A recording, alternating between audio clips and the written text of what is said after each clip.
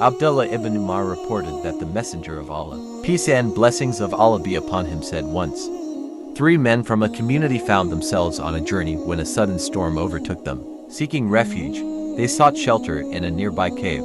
However, their safety was short-lived, as a large rock dislodged from the mountain, sealing the cave's exit and trapping them inside.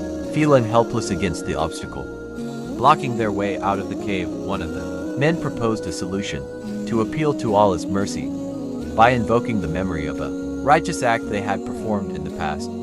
They recognized that their only hope for deliverance lay in seeking Allah's help through the remembrance of their virtuous deeds. Then, one of the men began his supplication, recounting a selfless act of devotion to his elderly parents.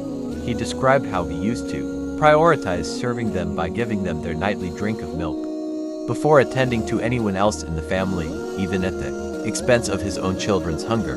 One day, he was delayed in returning home, and by the time he arrived, his parents were already asleep, despite the cries of hunger from his children.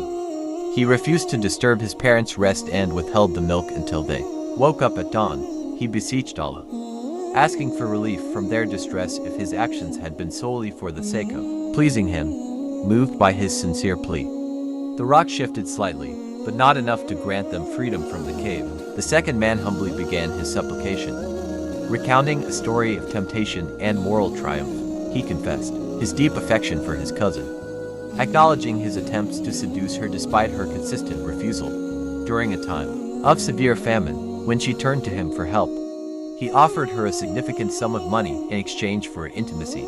However, when they were on the brink of committing the act, she reminded him of Allah's commandments and urged him to fear him. Overwhelmed by desire yet guided by his faith, he resisted the temptation, abstained from wrongdoing, and allowed her to keep the money. He prayed earnestly to Allah, seeking relief from their plight if his actions had truly been driven by a desire to please him alone. Though the rock responded to his sincere plea with a slight shift, it remained an impediment to their escape from the cave. Following his companions, the third man then began his supplication, sharing a tale of fairness and generosity in his dealings with laborers. He recounted how he had hired workers and duly paid them their wages. However, one of the laborers left without collecting his due, which the man then invested in a successful business venture. When the laborer eventually returned to claim what was owed to him, the man not only handed over the initial amount but also offered him all the profits and assets that had accrued from the investment. Despite the laborer's disbelief, the man insisted that he was sincere in his actions.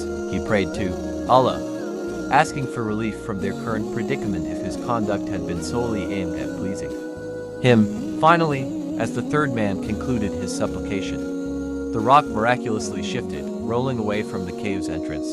With the path now clear, all three men emerged from the cave, safe and unharmed, grateful for the mercy and deliverance granted to them by Allah.